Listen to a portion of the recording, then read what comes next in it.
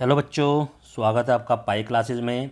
आज हम कर रहे हैं क्लास 11th का चैप्टर सेकंड का वीडियो सेकंड पार्ट। तो आज का हमारा इसमें पहला टॉपिक है ग्रहों का निर्माण। 3 टॉपिक हम पहली वीडियो में कर चुके हैं। जिन बच्चों ने वो वीडियो भी नहीं देखी है, पहले वो उन वीडियोज़ को देखें, तब इस वीडियो को आप देखना। इसमें हमारा टॉपिक शुरू होता है ग्रहों का निर्माण, कि ग्रहों का निर्माण कैसे हुआ, ये हमें आज पढ़ना है। तो देखिए, ग्रहों का जो विकास है, यानी ग्रहों का जो डेवलपमेंट है, ग्रहों का जो बनना है, उनकी 3 अवस्थाएं मानी जाती हैं। यानी 3 अवस्थाओं में ग्रहों का विकास हुआ या वो डेवलप हुए, वो बने। तारे जो थे, निहारिका के अंदर गैसीय पिंड थे। अब गैसीय पिंड क्या होते हैं? गैस के जो पिंड जो होते हैं, ये गुथे हुए गैस के झुंड होते हैं। यानी गैस जब आपस में मिक्सअप हो जाती है और गुथ जाती है, जैसे आटा गुथ जाता है, तो इसी तरह से गैस आपस में गुथ गई और गुथने से वो गैस के पिंड बन गए। उन्हीं को हम तारे बोलते थे, जो कि तारों के निर्माण में हम पिछली वीडियो में पढ़ चुके हैं। तो इन गैसीय पिंडों में गुरुत्वाकर्षण बल, अब उनके अंदर गुरुत्वाकर्षण बल भी है, जो एक दूसरे को आकर्षित करते हैं अपने आप को, दूसरी चीज़ों को द्वारा। इन बादलों में क्रोड का निर्माण हुआ। कौन से बादलों में? निहारिका। निहारिका क्या बादल ही तो है, हाइड्रोजन और हीलियम के बादल हैं। क्रोड का मतलब होता है बिल्कुल सेंटर। देखो, जैसे ये आपको नीचे फोटो दिखाई दे रही होगी, तो क्रोड जो है यहाँ पर, क्रोड आपका मैं आपको दिखाता हूँ बना के। ये जो बीच में ये पॉइंट है, इसको हम क्रोड बोलते हैं। बिल्कुल सेंटर जो पॉइंट होता है, इसको हम क्या बोलते हैं? क्रोड। तो क्रोड का निर्माण हुआ और इस क्रोड के चारों तरफ गैस में, ठीक है, इसके चारों तरफ क्या थी? गैस और धूल कणों की घूमती हुई तस्त्री या रोटेटिंग डिस्क का विकास। अब देखो जरा चित्र में देखो, ये चारों तरफ आपको दिखाई दे रहा होगा। ये सारा क्या है? ये धूल कण और गैस है, ये आपस इसके चारों तरफ घूम रहे हैं और ये एक तस्त्री जैसी, प्लेट जैसी ये आकृति बन गई है। एक फोटो और देखिए, देखो ये थोड़ा सा दूसरी टाइप का फोटो है। इसमें यहाँ पर ये क्रोड है और इसके चारों तरफ ये गैस और धूल कण ये घूम रहे हैं चारों तरफ, और ये तस्त्री सी बन जाती है एक। अगली अवस्था में क्या आता है? अब अगली अवस्था में क्या होता है? गैसीय बादल का संघनन शुरू हो जाता है। यानी संघनन का मतलब गैस के जो बादल हैं एक दूसरे के निकट आने शुरू हो जाते हैं और क्रोड को ढकने वाले पदार्थ, ये जो बीच की क्रोड थी, इसको ढकना शुरू कर देते हैं और वो जो पदार्थ है छोटे गोले के रूप में विकसित हो जाता है। जब वो क्रोड के चारों तरफ ये गैसीय बादल आना शुरू हो जाते हैं, तो एक छोटी, उसको ढकना शुरू कर देते हैं, तो एक छोटी गेंद सी बन जाती है, हमारा छोटा गोला सा बन जाता है। और ये जो छोटा गोला है, ससंजन, यानी अणुओं में पारस्परिक आकर्षण, यानी अणु एक दूसरे को जो आकर्षित करते हैं, इसको हम ससंजन बोलते हैं। यह छोटे गोले ससंजन प्रक्रिया, यानी अणु जो है एक दूसरे से जुड़ना शुरू कर देते हैं, उस प्रक्रिया द्वारा ग्रह अणु में विकसित हो जाते हैं। ये जो छोटे गोले हैं, ये क्या बन जाते हैं? ग्रह अणु, यानी ग्रह के जो अणु होते हैं उनमें विकसित हो जाते हैं। फिर संगठन यानी कोलिजन की प्रक्रिया होती है, इसके द्वारा बड़े बड़े पिंड बनना शुरू हो गए और गुरुत्वाकर्षण बल द्वारा वे एक दूसरे से जुड़ गए। यानी जो बड़े बड़े जो पिंड बने थे कोलिजन प्रक्रिया के द्वारा, वो एक दूसरे के साथ जुड़ते चले गए और इस तरह से ये जो पिंड जुड़ते चले गए, तो उस एक बड़ा पिंड बन गया उनकी बजाय और बड़ा होता चला गया। तो छोटे पिंडों की अधिक संख्या ही ग्रह अणु है। आगे कहता है अंतिम अवस्था में ये जो छोटे छोटे पिंड बने थे एक दूसरे से जुड़ते हुए, ग्रहणों के सहवर्धन यानी जुड़ने से, इन छोटे छोटे पिंडों के सहवर्धन यानी जुड़ने से कुछ बड़े पिंड ग्रहों के रूप में विकसित हो गए। जब ये एक दूसरे के साथ जुड़ना शुरू हो गए, छोटे छोटे पिंड गुरुत्वाकर्षण बल के कारण एक दूसरे को इन्होंने आपस में चिपकाना शुरू कर दिया, तो एक बड़ा पिंड बना और इस बड़े पिंड को ही हम ग्रह के रूप में कहते हैं। इस तरह से हमारे ग्रहों का निर्माण हुआ। अब देखो, एक खगोलीय एकक, इसको एक खगोलीय एकक का अर्थ है सूर्य और पृथ्वी के बीच की दूरी। इसको हम एक खगोलीय एकक भी कहते हैं, सूर्य और पृथ्वी के बीच की दूरी। भूमध्य रेखा पर पृथ्वी की त्रिज्या कितनी है? 6378.137 किलोमीटर। जबकि कोई आपसे पृथ्वी की त्रिज्या जब पूछता है तो आप क्या बोलते हो? 6378 किलोमीटर। ये होती है भूमध्य रेखा के ऊपर। अगर ध्रुवों के ऊपर निकालेंगे तो ध्रुवों के ऊपर से पृथ्वी थोड़ी सी चपटी है, वहाँ थोड़ी सी त्रिज्या हमारी कम होती है। नेक्स्ट टॉपिक आता है सौर मंडल। अब ये जो सौर मंडल है ये कैसे बना हमारा? देखो, कहता हमारे जो सौर मंडल है, सौर मंडल में हमारे में कितने ग्रह हैं? 8 ग्रह हैं। ओके, तो निहारिका क्या, यही गैसीय पिंड जो होते हैं हमारे, गैस के जो बादल होते हैं उन्हें निहारिका कहते हैं। निहारिका को सौरमंडल का जनक माना जाता है। इसका मतलब सौरमंडल जो है निहारिका के कारण ही बना, जिसके ध्वस्त होने से, जब ध्वस्त हुआ तब क्रोड भी बना। क्रोड बनने की शुरुआत लगभग 5.6 अरब वर्ष पहले हुई थी, और ग्रह जो बने वो लगभग 4.6 से 4.56 अरब वर्ष पहले बने। हमारे सौरमंडल में एक तारा है, सूर्य यानी तारा ही कहते हैं उसको भी। 8 ग्रह हैं, 63 उपग्रह हैं, लाखों छोटे पिंड जैसे क्षुद्र ग्रह, क्षुद्र ग्रह का मतलब एस्ट्रॉयड बोलते हैं हम जिनको, या ग्रहों के टुकड़े छोटे छोटे, धूमकेतु एवं अत्यधिक मात्रा में धूल के कण और गैस पाई जाती हैं। ये सब सौरमंडल के अंदर हैं।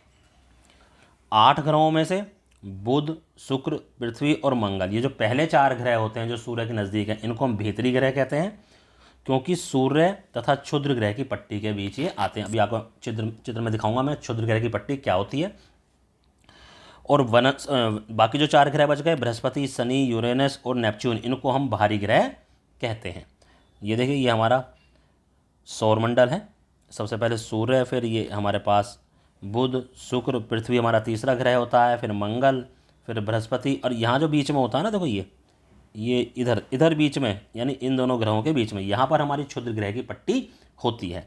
तो ये जो 4 हैं ये हमारे हो गए भीतरी ग्रह, और ये जो 4 हैं ये हो गए हमारे बाहरी ग्रह। एक और चित्र ये आ गया, इससे थोड़ा सा और भी आपको अंदाज़ा लगेगा। ये जो हमारे 4 हैं ये हमारे भीतरी ग्रह हैं। फिर यहाँ पर ये जो मैंने डॉटेड बना दिया, ये क्षुद्र ग्रह की पट्टी होती है बीच में एक, यानी इसमें एस्ट्रॉयड्स घूमते रहते हैं इस पट्टी के बीच में। तो इस पट्टी से ये बाहरी ग्रह और भीतरी ग्रह अलग हो जाते हैं।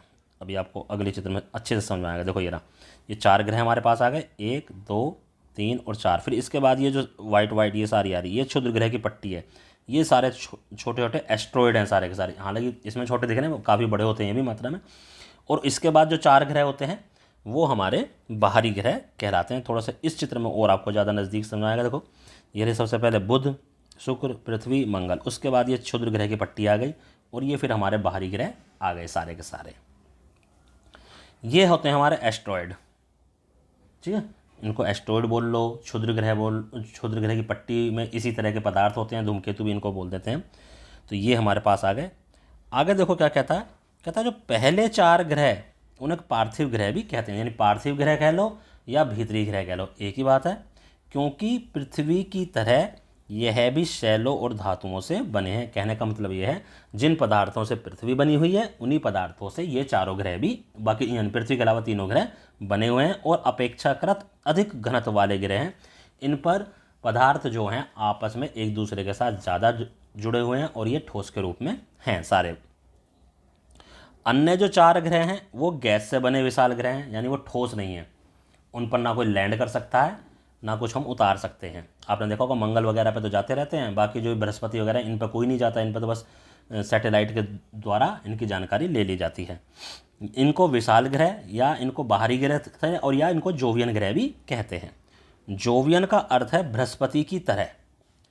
इनमें से अधिकतर ग्रह पार्थिव ग्रहों से बड़े हैं, यानी जो अंदर वाले 4 ग्रह हैं उनसे बड़े हैं, तथा इनका वायुमंडल हाइड्रोजन व हीलियम से बना हुआ है। आज भी वहाँ पे ऑक्सीजन वगैरह नहीं पाई जाती। सभी ग्रहों का निर्माण लगभग 4.6 अरब वर्ष, यहाँ पर बीच में अरब भी आएगा, 4.6 अरब वर्ष मैं यहाँ पर लिख देता हूँ ताकि आगे किसी को गलती ना हो। तो ये 4.6 अरब वर्ष पहले हुआ था, 4.6 अरब वर्ष पहले हुआ, और एक साथ हुआ लगभग सभी ग्रहों का, यानी कि पहले एक ग्रह बन गया, फिर दूसरा बन गया, फिर लगभग एक साथ हुआ। और प्लूटो को भी एक, पहले जो 9वां ग्रह जिसको हम प्लूटो कहते थे, प्लूटो को भी एक ग्रह के रूप में माना जाता था, परंतु अगस्त 2006 में, ध्यान से देखना, अगस्त 2006 में अंतर्राष्ट्रीय खगोलीय संगठन यानी इंटरनेशनल एस्ट्रोनॉमिकल यूनियन ने निर्णय लिया कि प्लूटो तथा कुछ समय पहले खोजे गए एक ये ग्रह है हमारे पास 2003 UB 313, इनको बोने ग्रह कहा जा सकता है। इनको हम पूरा ग्रह नहीं कहेंगे, ये बोने ग्रह हैं। आइए अब पार्थिव ग्रह के बारे में पढ़ते हैं। पार्थिव ग्रह कौन से थे? वही जो क्षुद्र ग्रह से भीतरी ओर हैं सूर्य के। और कहता पार्थिव ग्रह जनक तारे यानी सूर्य से तो बने सारे के, सूर्य के निकट बने हैं, जहां अधिक तापमान के कारण गैसें संघनित नहीं हो पाई, गैसें ज़्यादा इकट्ठी नहीं हो पाई। सौर वायु सूर्य के नज़दीक अधिक शक्तिशाली होती है। सौर वायु मतलब जो सूर्य की तरफ से वायु आती है, हवा आती है, और वो सूर्य के जितने नज़दीक होगी उतनी ज़्यादा वो स्ट्रॉन्ग होती है। होने के कारण पार्थिव ग्रहों से अधिक मात्रा में गैस व धूल कण को उड़ाकर ले गई। जो वहाँ पर धूल कण और गैस ज़्यादा थे उनको वो उड़ा के ले गई, फिर ठोस ठोस भाग वहाँ बच गया। पार्थिव ग्रह के छोटे होने के कारण इनका गुरुत्वाकर्षण बल भी कम रहा। छोटे ग्रह थे ये, तो गुरुत्वाकर्षण बल कम था, गैस और धूल कणों को अपने आप से जोड़कर ये नहीं रख पाए, जिसके कारण सौर ऊर्जा या सौर पवन उनको आसानी से उड़ाकर ले गई, जिसके कारण इनसे निकली हुई गैस इन पर रुक नहीं सकी और इनसे दूर हो गई। अब जोवियन ग्रह के बारे में देखो, कहता इनकी रचना अपेक्षाकृत अधिक दूरी पर हुई है। कहाँ, किससे दूरी पर? सूर्य से अधिक दूरी पर है। जोवियन ग्रह से सौर वायु अधिक शक्तिशाली नहीं है, क्योंकि दूर है तो वहाँ पर जो सौर वायु जो है जाते जाते थोड़ी सी कम शक्तिशाली हो गई, वो इतनी शक्तिशाली नहीं हो पाई कि वहाँ से गैसों को हटा सके, तो इसके कारण वो गैसों को वहाँ से नहीं हटा पाई। जोवियन ग्रहों का अधिक गुरुत्वाकर्षण गैसों को रोकने में सफल रहा, क्योंकि जोवियन ग्रह जो है अधिकतर बड़े हैं, भीतरी ग्रहों से लगभग ये सारे ग्रह बड़े हैं, तो इनका गुरुत्वाकर्षण बल भी ज़्यादा है, इसलिए सौर वायु में इतनी ताकत नहीं थी कि वहाँ से गैस और धूल कण को वो हटा सके। तो ये मेन डिफरेंस आ गया जोवियन ग्रह में और पार्थिव ग्रह में। अब नेक्स्ट टॉपिक, चंद्रमा। चंद्रमा कैसे बना? तो देखिए, चंद्रमा जो है पृथ्वी का अकेला प्राकृतिक उपग्रह है। ओके, एक प्राकृतिक जो उपग्रह है वो चंद्रमा पृथ्वी का अकेला है, जिसकी उत्पत्ति के विषय में भी वैज्ञानिकों के अपने अलग अलग मत हैं। यानी चंद्रमा की जो उत्पत्ति है उसके बारे में भी वैज्ञानिक अलग अलग अपने मत प्रस्तुत करते हैं। 1838 ईस्वी में सर जॉर्ज डार्विन वैज्ञानिक थे, उन्होंने बताया कि प्रारंभ में पृथ्वी और चंद्रमा तेजी से घूमते हुए एक ही पिंड थे। ठीक है, यानी कि ये दोनों एक ही थे, ये अलग अलग कुछ भी नहीं था इसमें से।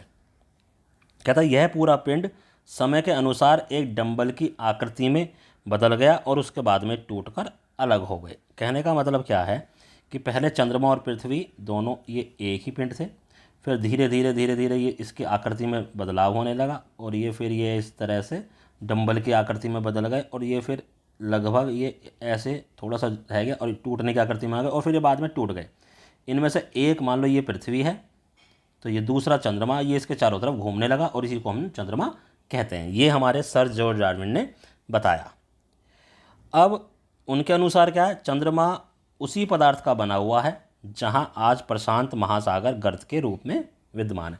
कहने का मतलब क्या है कि मान लो जैसे पृथ्वी यहाँ से टूटी है, तो यहाँ पर आज की डेट में प्रशांत महासागर बना हुआ है, जो उत्तरी अमेरिका और दक्षिण अमेरिका के साइड में महासागर है हमारे पास, उसको ये प्रशांत महासागर बोल रहे हैं। कहते हैं ये जो महासागर है, यहाँ पहले पानी वानी नहीं था, वहाँ पर गड्ढा बन गया टूटने के कारण और बाद में बारिश का वहाँ पानी भर गया था, इसलिए ये प्रशांत महासागर आज वो बन गया है। अब वर्तमान वैज्ञानिक डार्विन इस व्याख्या को स्वीकार नहीं करते। जो वर्तमान वैज्ञानिक है डार्विन, वो कहते हैं नहीं, ये बकवास है, ऐसा कुछ नहीं हुआ। डार्विन जी ने जो हमारी ये व्याख्या दी थी, जो वर्तमान वैज्ञानिक डार्विन जी की इस व्याख्या को स्वीकार नहीं करते और कहते हैं बकवास कर रहे हैं, ऐसा कुछ नहीं हुआ था। वे कहते हैं कि पृथ्वी उपग्रह के रूप में चंद्रमा की उत्पत्ति एक बड़े टकराव जियाम इम्पैक्ट का नतीजा है, जिसे बिग स्प्लैट कहा गया। कि पृथ्वी से मंगल ग्रह जैसे बराबर आकृति का कोई पदार्थ टकराया या धूमकेतु टकराया, एस्ट्रॉइड टकराया, उसके कारण चंद्रमा बना। तो देखो ये जियाम इम्पैक्ट हुआ है, देखो जिसमें दिखा रखा है, ये हमारी पृथ्वी है, नीचे जो बड़ी वाली है ये हमारी पृथ्वी है और ये कोई इससे एस्ट्रॉइड टकराया है और टकराने के बाद यहाँ पर एक बहुत बड़ा कोलिजन हुआ, कोलिजन से एक पदार्थ टूट के अलग हो गया। ठीक है, अब देखिए वो जो पदार्थ अलग हुआ है उसके बारे में क्या कह रहे हैं कि ऐसा माना जाता है कि मंगल ग्रह के लगभग 1 से 3 गुना पिंड, यानी 1 गुना भी हो सकता है वो, उससे 3 गुना तक पिंड पृथ्वी से टकराया, जिससे पृथ्वी का बड़ा हिस्सा टूटकर अंतरिक्ष में बिखर गया, जो पृथ्वी की कक्षा में घूमने लगा। इसे ही आज चंद्रमा के रूप में जाना जाता है। चंद्रमा की उत्पत्ति लगभग 4.4 अरब वर्ष पहले हुई। तो ये दो थ्योरीज थी।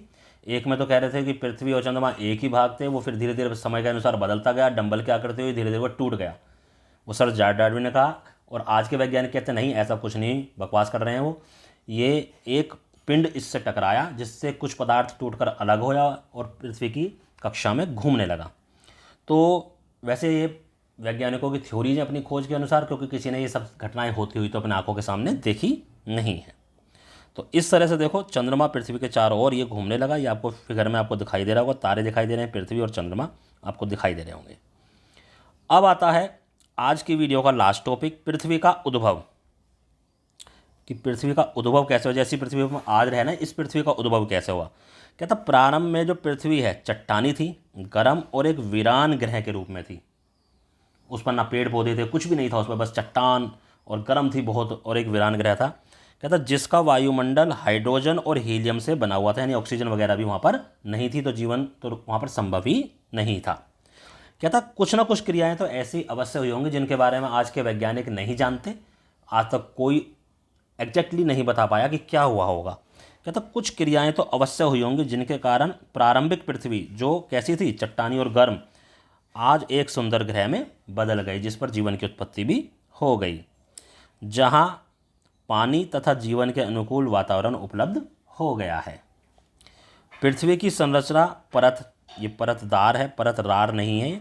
इसको हम ठीक कर लेते हैं कि ये जो है ये परतदार, इसको थोड़ा सा हम ठीक कर लेते हैं ताकि बच्चों को पढ़ने में गलत ना लगे। ठीक है, ठीक है जी, ये हो गया हमारा ठीक। तो पृथ्वी की संरचना कैसी है, परतदार। अब आगे देखो, क्या था, पृथ्वी की जो बाहरी सतह से क्रोड तक जो पदार्थ है, क्रोड वही जो बिल्कुल सेंटर पॉइंट होता है उसको हम क्रोड बोलते हैं। पृथ्वी की बाहरी सतह से क्रोड तक जो पदार्थ हैं वह एक समान नहीं है। पृथ्वी के बाहरी सतह से भीतरी सतह तक अनेक मंडल हैं। इसको हम अगले चैप्टर में डिटेल में पढ़ेंगे, अभी आप सिर्फ जानकारी के लिए कर लो। इसमें अनेक मंडल हैं, अनेक परतें हैं, और हर भाग के पदार्थ की अलग अलग विशेषता है। ठीक है, ये हम सारी डिटेल में नेक्स्ट जो क्लास हमारी हो ही गया, नेक्स्ट जो मैं वीडियो बनाऊंगा उसमें हम इसको बहुत ज़्यादा डिटेल में पढ़ने वाले हैं। ठीक है, आज के लिए इतना ही। उम्मीद करता हूँ आज का टॉपिक आपको अच्छे से समझ में आया होगा। वीडियो अगर समझने में कुछ दिक्कत होती है, वीडियो को आप रिपीट कर करके देख सकते हैं। ये वीडियो उन बच्चों के लिए बहुत काम के हैं जिनके लिए, जो क्लास में नहीं आ पा रहे या जिनको क्लास में अच्छे से समझ में नहीं आया, वो घर पर जाकर दोबारा इसको समझ सकते हैं। धन्यवाद।